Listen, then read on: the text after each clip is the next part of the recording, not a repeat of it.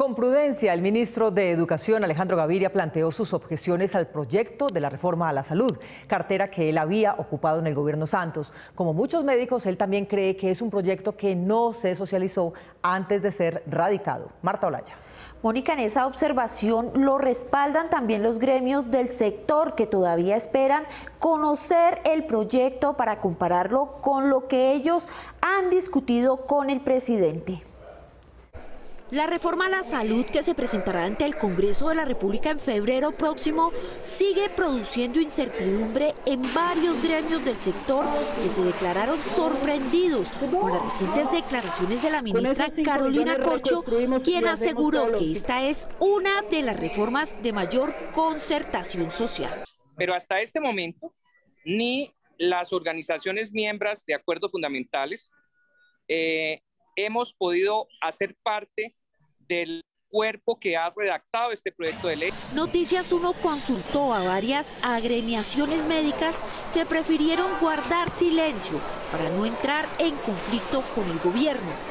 Sin embargo, los analistas económicos consideran que por tratarse del sistema de salud debe darse un debate abierto, amplio y democrático en el que participen todos los sectores. El debate fue suficiente, no lo fue porque no surtió los procesos y los tiempos que acostumbran a tener este tipo de reformas, este tipo de iniciativas en el Congreso de la República, sino porque básicamente no se llamaron a todas las personas que hacen parte del sistema de salud. Que entre más personas puedan aportar a una reforma a la salud con ideas legítimas, yo creo que se va a construir un mejor sistema.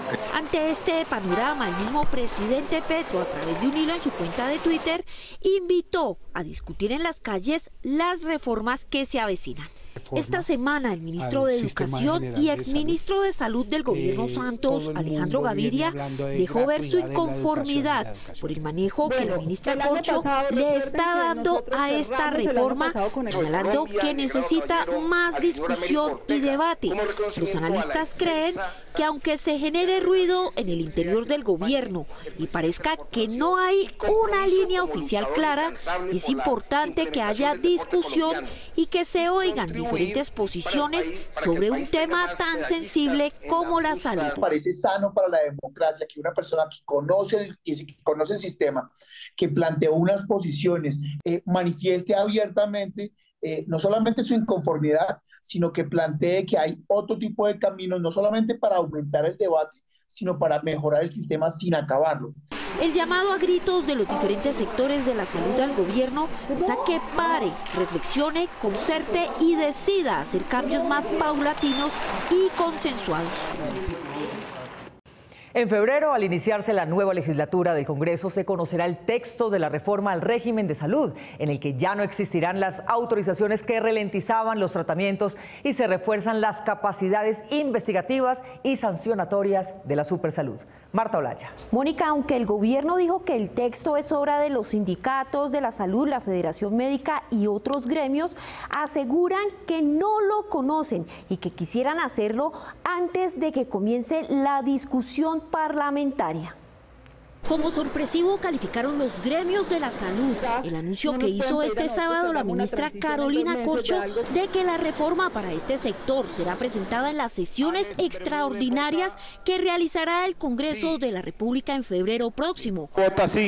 Aunque desde el gobierno aseguran que este borrador fue realizado por sindicatos, organizaciones de pacientes, la Federación Médica, entre otros, los gremios aseguran que muchos no fueron tenidos en cuenta, por lo que piden al gobierno compartir el texto para socializarlo e incluir algunas de sus propuestas antes de que este se radique.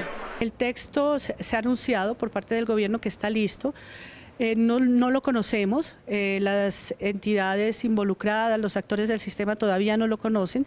Esperamos en los próximos días poder conocerlo, como se dijo desde noviembre, conocerlo, poder debatirlo, poder hacer un proceso de concertación es lo lógico, lo que quisiéramos, y a partir de eso, pues que ojalá se estudien las propuestas. El borrador de la iniciativa, según se ha conocido, contiene más de 250 artículos y hace una semana fue puesto en conocimiento del presidente Petro. El proyecto reafirma su propósito de terminar con la intermediación financiera de las EPS.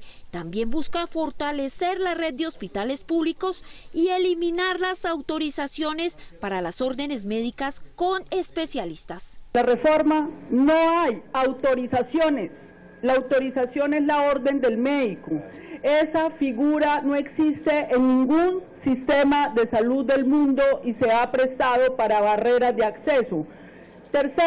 Otro elemento que hay que mencionar ahí dentro de ese es el paciente obligatoriamente, siempre y cuando la red se preste en su territorio, debe ser atendido en su territorio. Otro tema central de esta reforma es mejorar las condiciones laborales de los trabajadores del sector a través de la formalización. También se busca reformar la Superintendencia Nacional de Salud con mayores poderes para un control sancionatorio. Según la ministra, la transición será de 2 años una vez se apruebe la reforma y no habrá colapso en la prestación de los servicios de salud. La ministra de Salud explicó que su despacho no puede llevar el sector a una crisis porque este vive en otra desde hace años y dijo que, contrario a lo que se ha dicho, en la actual vigencia su cartera tiene el presupuesto más grande en su historia. Camilo Galán. Mónica, la ministra también dejó claro que sí busca una alternativa al sistema de capitación a través del cual el gobierno le da dinero a las EPS que no se ve reflejado en la prestación de servicios de salud. Las mentiras, tergiversaciones e infundios que se han lanzado frente a la opinión pública en los últimos días de manera irresponsable. Ante la lluvia de críticas por parte de la oposición conformada por el uribismo al proyecto de ley que aún se encuentra en construcción para reformar el Sistema General de Seguridad Social y que será sometido a discusión pública, la jefe de la cartera aclaró, entre otras cosas, que este gobierno no llevará a una crisis al sector salud porque este se encuentra en crisis hace rato. Han dicho también que nosotros vamos a inducir una crisis de la salud. La salud ya está en crisis, señores y señoras. Estamos en medio de la crisis y les voy a mostrar la crisis que heredamos, por cierto. Pero también en las mentiras que según ella han dicho sobre el presupuesto presentado y que han generado una gran discusión entre varios sectores. No se está diciendo que no se van a cubrir los presupuestos máximos. Se va a continuar con las cifras del año anterior porque tenemos que verificar el comportamiento de esas frecuencias. Esto es un principio de transparencia del Estado. Estos son recursos públicos de los colombianos.